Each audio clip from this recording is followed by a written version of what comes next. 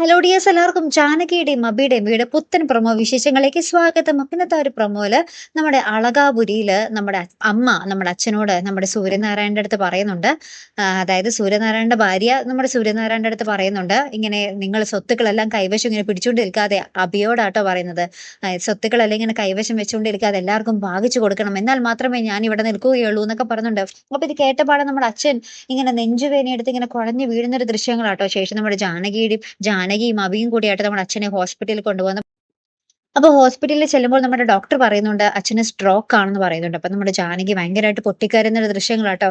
എന്തായാലും അവരുടെ മനക്കെട്ടി സമ്മതിക്കുന്നുണ്ട്, നമ്മുടെ അളകാപുരി വീട്ടുകാരുടെ മനക്കെട്ടി. കാരണം അച്ഛനിങ്ങനെ നെഞ്ചുവേദന വന്ന ഹോസ്പിറ്റലിലായിട്ട് പോലും ഒരാളും ഇല്ല, നമ്മുടെ ജാനകിയും അഭിയും മാത്രമേ ഉള്ളൂട്ടോ നമ്മുടെ അച്ഛനൊപ്പം. അവർക്കെല്ലാവർക്കും സ്വത്ത് ഭാഗം ചെയ്യണമെന്നൊരു ഒറ്റ ചിന്ത മാത്രമേ ഉള്ളൂ. ഭയങ്കര കഷ്ടം തോന്നി അല്ലെ? എന്തായാലും നമുക്ക് നോക്കാം. അപ്പൊ ഇതുപോലുള്ള പ്രൊമോ റിവ്യൂസിനും എപ്പിസോഡ് റിവ്യൂസിനും ഒക്കെ നിങ്ങൾ മറക്കാതെ ചാനൽ സബ്സ്ക്രൈബ് ചെയ്യുക. അടുത്തൊരു വീഡിയോയുമായി വരുന്നത് വരയ്ക്കും ഗുഡ് ബൈ.